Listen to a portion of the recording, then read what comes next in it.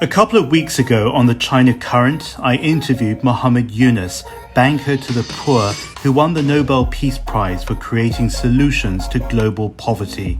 Be it microcredit, microfinance, or social business, he's always thinking of ways to close the gap on social inequity so all of us can live fairly and with dignity. This human spirit is also the driving force for a new movement against COVID-19. In a landmark statement on his 80th birthday and signed by 100 public figures, Muhammad Yunus demands that any COVID-19 vaccine be made a global common good now.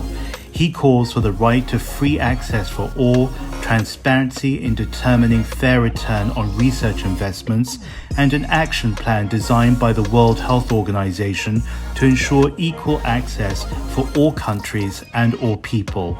There is, of course, no guarantee that a vaccine will be developed.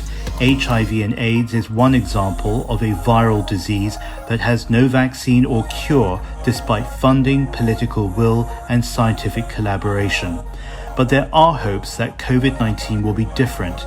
In January, China shared the genome sequence, a move the Pasteur Institute in Paris described as crucial for the development of specific diagnostic tests and the identification of potential treatment options. But there are indicators that countries and companies are attempting to limit access to a future vaccine. And so Muhammad Yunus is building a global consensus for free universal access ahead of production and distribution. Our right to health can only be guaranteed by our duty to health.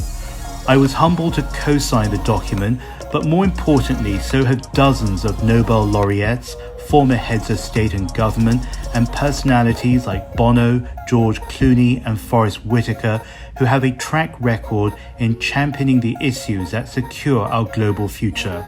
Now we need you to join world leaders by adding your name to this pledge, and I will tell you how you can do that in just a moment. Meanwhile, China will need to play its part as the world's second largest economy, with the world's largest population, and with the scientific and research capacity to advance the human condition. It has a seat at the international table and a voice it must use with compassion, but will it follow through? At the World Health Assembly this year, China promised any vaccine it develops and deploys will be offered as a global public good to ensure vaccine accessibility and affordability in developing countries. It's reported that China has 8 vaccine candidates approved for human trials, more than any single country. A vaccine is not a magic bullet and will not solve our problems, but it will be a turning point. It will allow us to move more freely, it will protect the most vulnerable in our communities, and it will allow many of us to survive. But none of that will count if a vaccine is reserved for those who can afford to pay for it or those who can find a way to access it.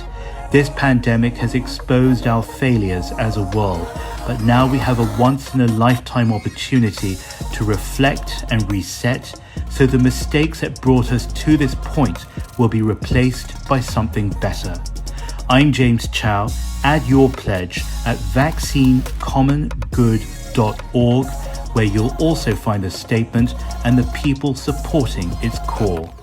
Hi, I'm James Chau. You're watching The China Current. Follow us on social media at The China Current.